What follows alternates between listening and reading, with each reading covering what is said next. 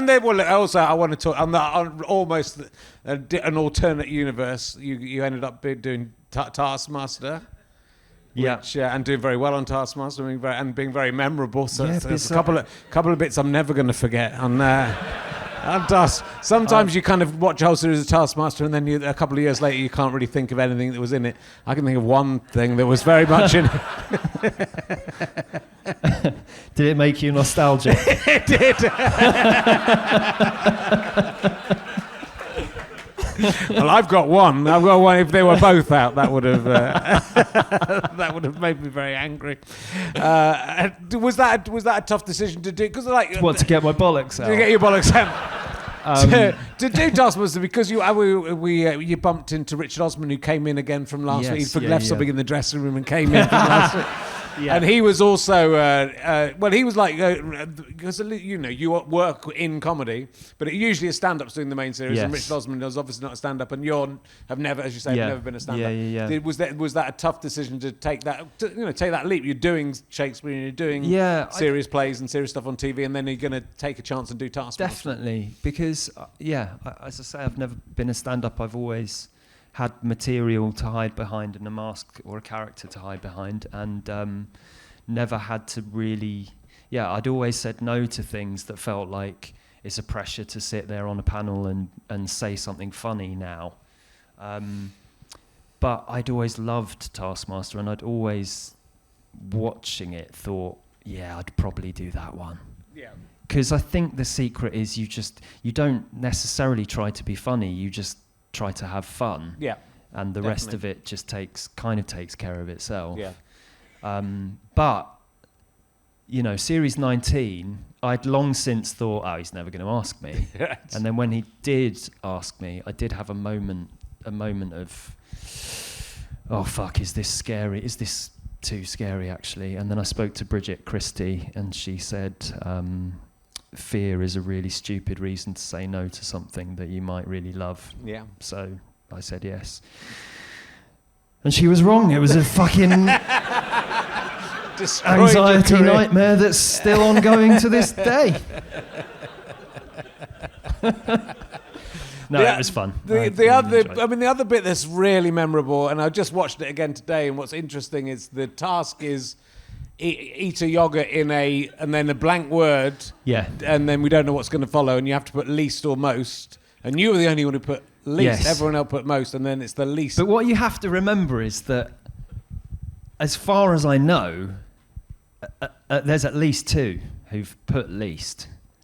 Right. Yeah. And then it's completely fine that I've called Alex daddy whilst crying and licking yogurt off his shoes and saying please forgive me. The thing about it is that first of all I'm thinking someone else has chosen least, and so like everyone's going to eat it off the floor or something, so I'm going to have to go a bit further. And the other thing is that they film you thinking, and they very often use that bit, right? Before they show the results, they show the clip of you thinking about what you're going to do. So they're filming me sat there thinking, and I just stream of consciousness said all of those things. I said, well, it would be undignified if I was crying and naked and crawling on all fours, and if I ate it off your shoes and said, forgive me, Daddy, I've got your shoes all mucky. And Andy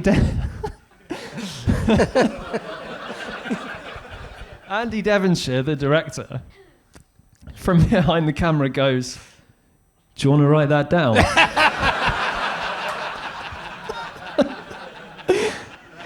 So they hand me a pen, and I write it down on the back of the task, and they go, let's get a close-up, and they come in behind, they get the close-up. And so I felt like I'd sort of written a contract.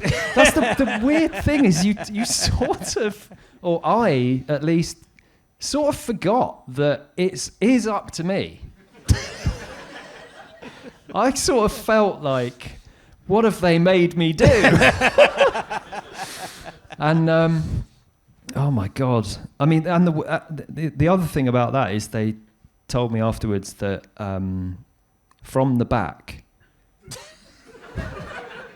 you could see everything. And I was like, no.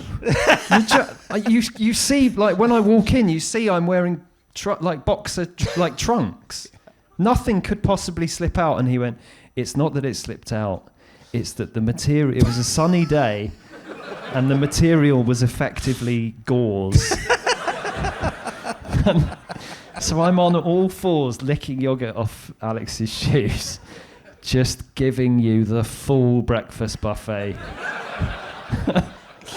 So that was Andy telling me when I'd accused him of pixelating too often, because they definitely did pixelate a lot of the time when they didn't need to for comic effect. And I was saying, you know, you've really stitched me up in the edit. And he said, actually, we've done you an enormous service in the editing. I don't know. It was. I mean, because I think also that's it was an amazing piece of TV. It really genuinely was, because it's encompassing your comedy, your writing, and it was drama as well. You know, so it's an absolutely it was the remit. No one. Do you know the funny thing? I hadn't thought about this since. I remember on the way home thinking, do you know what? Greg might actually say that there was a quiet dignity to it.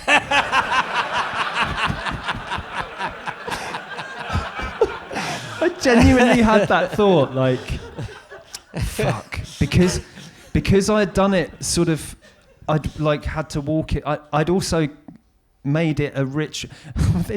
There's all people in the watching, build-up yeah. when I'm writing the things down. I said, and it would be undignified and particularly humiliating if there's an audience. Yeah. And I remember Alex at the time going, "This is televised." But I was like, no. If there's an audience there, like you can see the shame because there's people watching.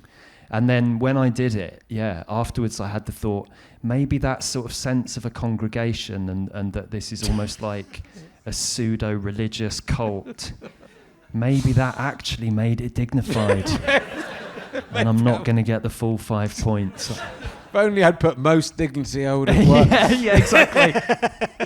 It's like, I mean, it was sort of like it was Game of Thrones, wasn't it? It was the Game of Thrones. Loads of people have said this to me, but I'd never seen Game of Thrones. Really? And I mean, it's exactly, clearly it's my vibe. They should have done that on Game of Thrones. That would rather than having the woman Someone off Ted should Lasso cut it together. Yeah. That'd be fun. It was amazing. And well, when I know you filmed this, and I know it'll have been out by the time this podcast comes out, but you have filmed Champion of Champions. Yeah. We could be sitting on stage with two Champion of Champions. It's happened. Had it happened when Dara did it. I don't know if he was Champion of Champions when he lasted. I think he was. There's a special club if you get. Is there? What do you get? Yeah, there's a special club room. You have to have a special key. It's like on a ring. You have to put a ring in and it sort of then transports and just you. like the Garrick, it's only men. Yeah, it's only white men. So far, but we don't. We might change the rules. Who else under is in enormous Who else is pressure. in the Champion of Champions that you are up against? With me, it's Andy Zaltzman, John Robbins, Maisie Adam, me, and Sam Campbell. Okay. Yeah, I don't know who'd win that. I don't know. I do. Yeah, you do know. Well, if you are a Champion of Champion, I'll see you in the clubhouse. What's that? Well done. Thank you. Well, no, we can't. We don't want to spoil it. Okay. Obviously, it's Maisie Adams, so it's obviously she's going to win.